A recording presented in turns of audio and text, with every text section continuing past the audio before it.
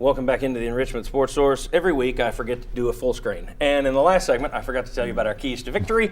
There you go. We always track these three statistics on first and 10s alone. Just first and 10s. You look at 4+ or more yards. You want 4 or more yards to keep on schedule. Alabama did a tremendous job of it yesterday. Tennessee did not. Third down conversion, same story. And, of course, Tennessee. Every time Tennessee loses the turnover battle, though that clearly wasn't the difference in the game yesterday, every time they've lost the turnover battle this year, they've lost the game.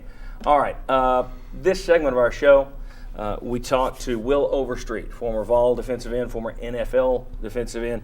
A lot of people always talk about, why don't we throw deep more often? Well, Will Overstreet, last week, by the way, he did a whole thing on how Alabama can run any play from any position on the field out of the same formations. And you saw it again and again yesterday during the game.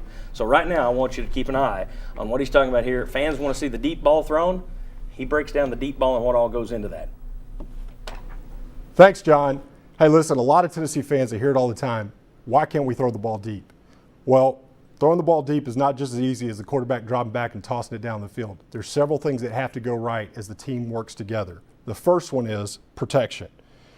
Yeah, obviously, if you're throwing the ball deep, it takes a longer time. Offensive line's got to be able to hold up their blocks for a little bit longer. The other thing is the defense can dictate this. If they're blitzing, then you can't throw it deep. So the wide receivers have to know what's run called a hot route, cut off their long routes so the quarterback can get the ball off quicker. It's not going to look. It could have been called deep, but it's not going to end up being a deep pass. Next is win the one-on-ones, wide receivers. So when another team thinks their cornerbacks are better than your wide receivers, they're going to line them up man-to-man, close to the line of scrimmage, and their job is to annihilate that wide receiver as soon as he steps across the line of scrimmage. Their job is to make it so his route is messed up and the timing of the route is messed up. What the wide receiver has to be able to do is almost be like a defensive end. He's got to use the same kind of moves to get off that cornerback and get past him and get up the field as quickly as possible, because once again, that pressure is coming, so you don't have long. So if you get stopped at the line of scrimmage, there is no deep pass. The third one is safety in the box. This is why you're going to be able to watch at home and see what's the other defense trying to do. If the deepest man on the defense is within 8 to 10 yards of the line of scrimmage, and especially if that safety is in between the tackles, that means that defense is saying, you can't throw it deep. We're going to stop the run. We're going to sell out on that. And until you show us you can beat us deep, this is where we're going to be. That's really important for those wide receivers to win the one-on-one and the quarterback to get on the ball, because otherwise it makes it almost impossible to win a game running the ball at that point in time. The last one is quarterback eyes pulling defenders away. So when you do get into the chance of having zone, what happens is safeties and these guys don't exactly have a man. So what they're looking at is they're looking at that quarterback's eyes, and they're floating and moving to where his eyes go.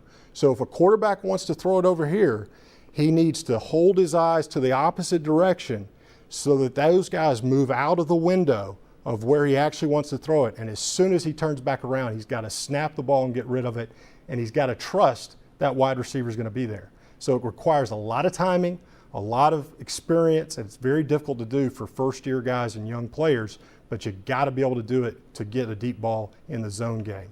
So, John, a lot of things they've got to do right. It's not just as easy as stepping back and slinging it, but hopefully they can improve over this year, those young wide receivers and the quarterbacks, to be able to get this done. Anyways, back to you guys. Will Overstreet. All right. That's our advanced football segment. Does that every week. 2 minutes inside the game from Will. He does a great job with it. We appreciate it. Missouri. They were up 17-0 in the third quarter last night. I think they were up long enough for people to say, yeah, okay, I think they're for real. I think it's a good football team. I don't know, national championship and all that kind of stuff, but that is a good football team. If that's the definition of real, they are real. I think their rush offense ranks in the top 3 in the SEC. Rush defense, top 3 in the SEC. Best pass rush in the SEC. Michael Sam he leads the nation in sacks. Was it a good thing? I don't see how it could be. Was it a good thing or a bad thing that they lost last night? Did it hurt their confidence, you think? That'll open it up for UT? I'll go with a good thing that they lost. Yeah, I mean, I think it maybe put a crack in their confidence.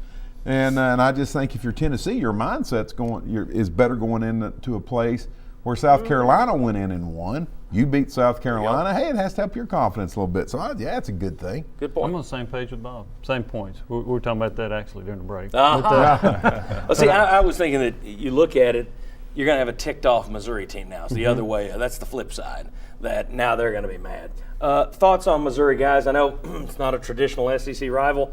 I think they earned Tennessee's respect by winning with that same kicker that missed the overtime kick last night, beat Tennessee with a kick in overtime last year. Your take on Missouri and going to Columbia? Well, I mean, they go out, they play well against South Carolina, they lose. I look for more from Tennessee's perspective, so kind of agree with Bob and Jimmy that that's good. Now it kind of sounds like from what I've heard we already think we're going to win that game. So, I like the fact that we say, hey, we beat South Carolina, we can go out and get these guys too. Tiny Richardson said yesterday that, what was the exact quote? He promised that Tennessee would beat Missouri. Shazan, you big on promises like that? Well, my main concern is, we have some guys here that are injured. That's going to hurt us. It's going to be tough. I mean, when you come off to college, they talk about the pretty women and getting a college education. They say nothing about the ice, the whirlpool, and the sound. They say nothing about all that tripping and all of the pain. And he gets lonely at night sitting there with that ice on your shoulder trying to hold it on there. Yeah, so. And you wonder. I mean, Brian Randolph, that's the guy with the bum shoulder, and that's the guy it's his responsibility to get everybody in the right space. And Jimmy behind him. You got walk-ons. Byron Moore was on crutches afterward, don't know their status. I don't know whether Riyad Jones might be able to come back. He's a corner, so maybe you can shuffle some people around. The nickelbacks haven't played well, whether that's Tony or whomever they put in there.